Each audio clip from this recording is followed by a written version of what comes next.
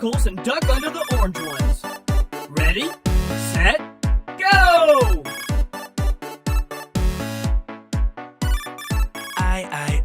I will follow you, God. I will live for you. I will keep pressing on until I have reached the prize. I will move toward the goal. I won't stop till I'm done. I will run this race till I cross the finish line. All I want is more of you, God. All I need is your love and grace. You've taken me to another level. You've given me brand new life. All I want is more of you, God. All I need is your love and grace. You've taken me to another level. You've given me brand new life.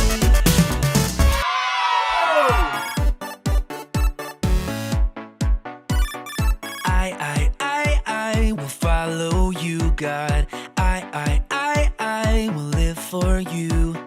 I will keep pressing on until I have reached the prize. I will move toward the goal. I won't stop till I'm done. I will run this race till I cross the finish line. All I want is more of you, God. All I need is your love and grace. You've taken me to another level. You've given me brand new life. All I want is more of you, God. All I need is your love and grace. You've taken me to another level. You've given me brand new life.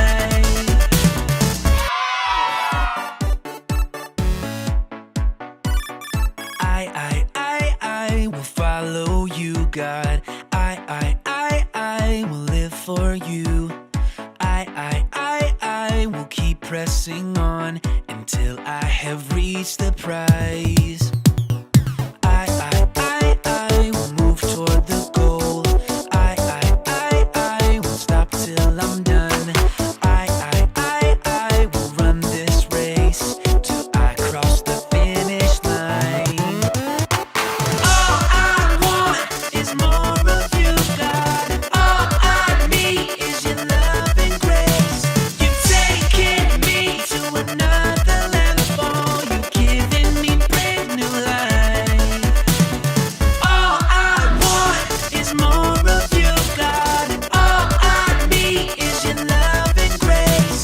You've taken me to another level. You've given me brand new life. I prayed to the Lord and He answered. He freed me from all my fears. I will trust His word. Hey, we're not scared.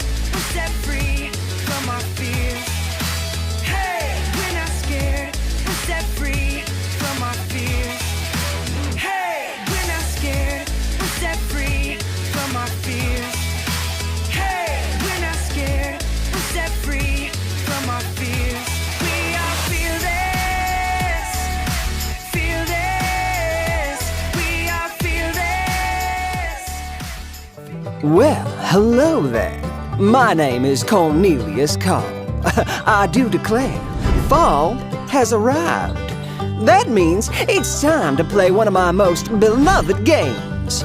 It's a tradition that has been passed down for many generations in the Cobb family. We call it the Candy Corn Shuffle. The rules are quite simple. You'll see a single delicious candy corn on the screen. It will then be hidden behind one of several pumpkins. Those pumpkins will get shuffled around. But you've got to keep your eye on the pumpkin with the candy corn. Now just let me get my spectacles and we'll get this game started.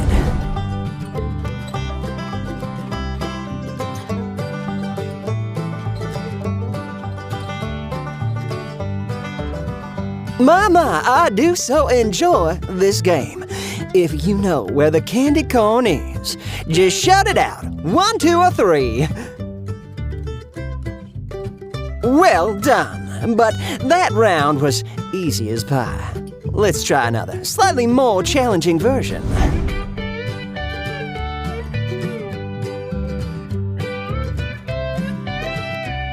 All right. You best have been paying attention. If you know where the candy corn is now, just shout it out. 1, 2, or 3.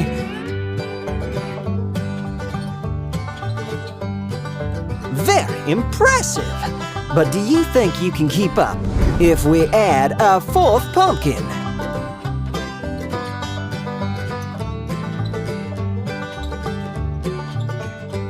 I almost got confused on that one myself. Shout out 1, 2, 3, or 4 if you know where the candy corn is at. Excellent attention to detail. Now, things are gonna get really interesting.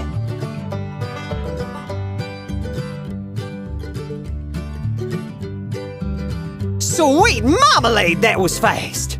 If you kept your eye on the candy corn, then shout it out. 1, 2, 3, or 4. Well, I am impressed. That was some mighty fine work. But we've still got 2 more rounds to go.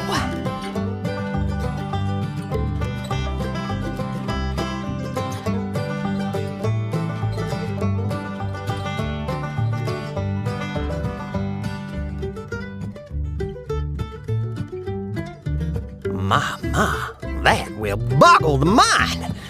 Were you able to keep an eye on the candy cone? If so, shout it out. 1, 2, 3, 4, or 5. Sweet apple pie, you're right. Now, you'll need to bring forth all your powers of concentration and focus for this final challenge.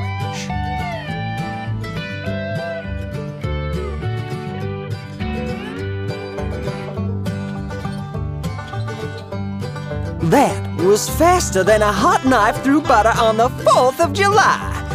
Do you have any idea where the candy corn is at? If so, shout it out. 1, 2, 3, 4, or 5. I do declare you have done it! That was quite the sight to behold. Thank you all very much for taking time to play this game today. I have thoroughly enjoyed our time together.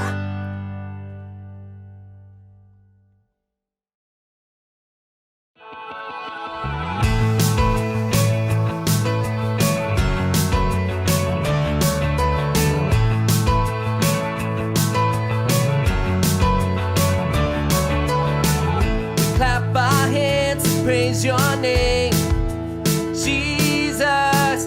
We follow you for all our days, Jesus.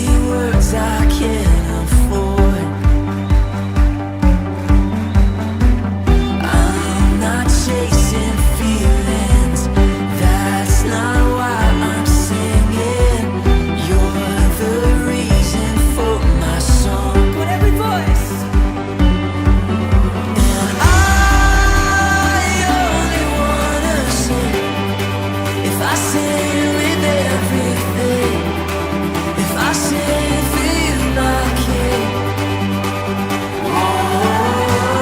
I can't imagine why I would do this all for high, 'cause it's all to lift you high. Come on!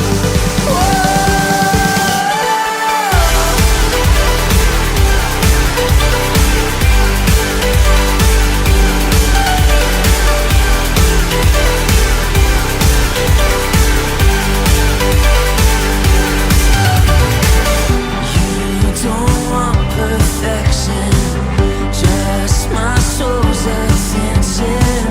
All I have is what I'll give. And more than a song that lasts a moment, I live a life of honest worship. If I'm here to sing, then I sing with purpose. All the praise, Lord, you deserve it now.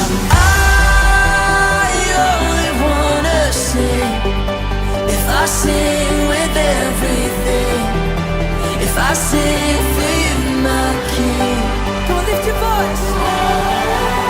And I can't imagine why I would do this all for high, 'cause it's all to lift you high.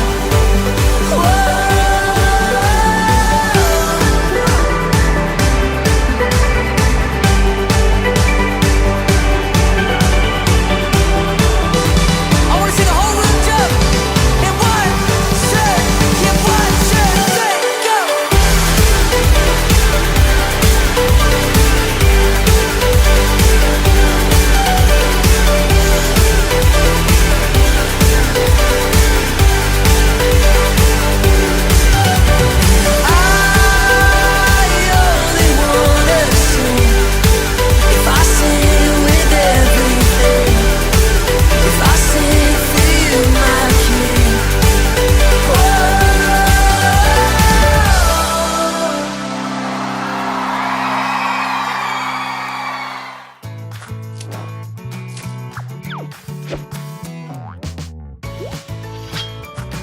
The Faithful Hall of Fame, Joseph.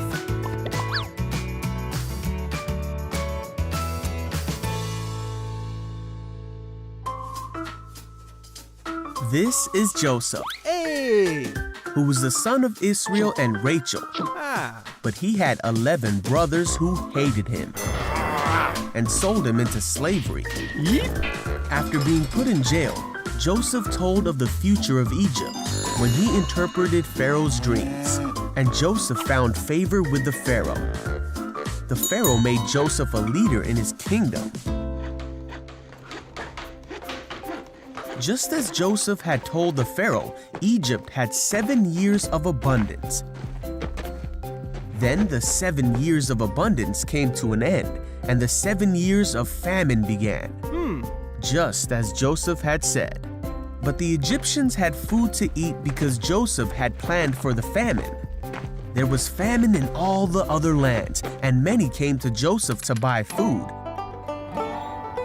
There was even a famine in the land that Joseph came from.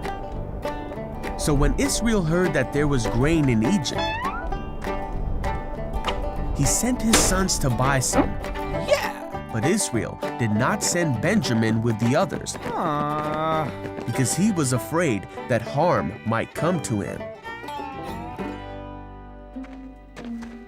When Joseph's brothers came to him, Joseph recognized them, but he pretended to be a stranger.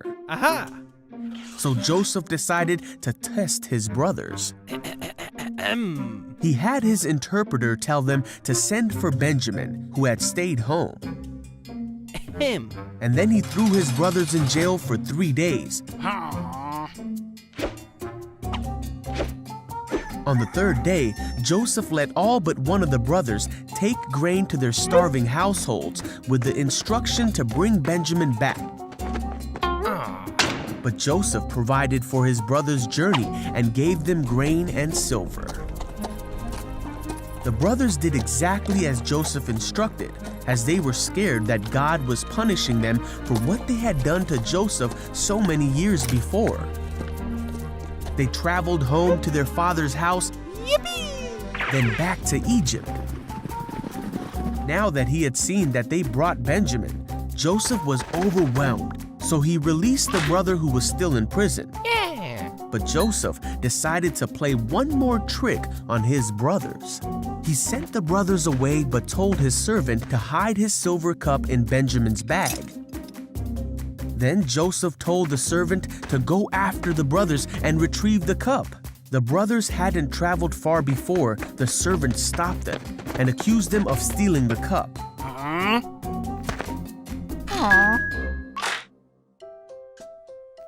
Joseph could no longer control himself before his attendants. He made them leave so he could be alone with his brothers, and he told his brothers who he really was. Ta-da!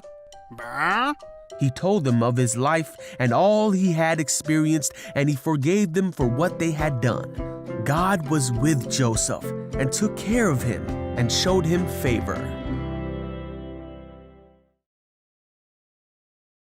Do you remember in 2020 when the pandemic hit and no one could find toilet paper anywhere? People were hoarding toilet paper. They were stockpiling as much as they could because when they went to the supermarket, there was no toilet paper on the shelves. People went crazy. They were worried and they were stressed. It's kind of funny to think that people just lost toilet paper. In the Big God story today, there was a famine.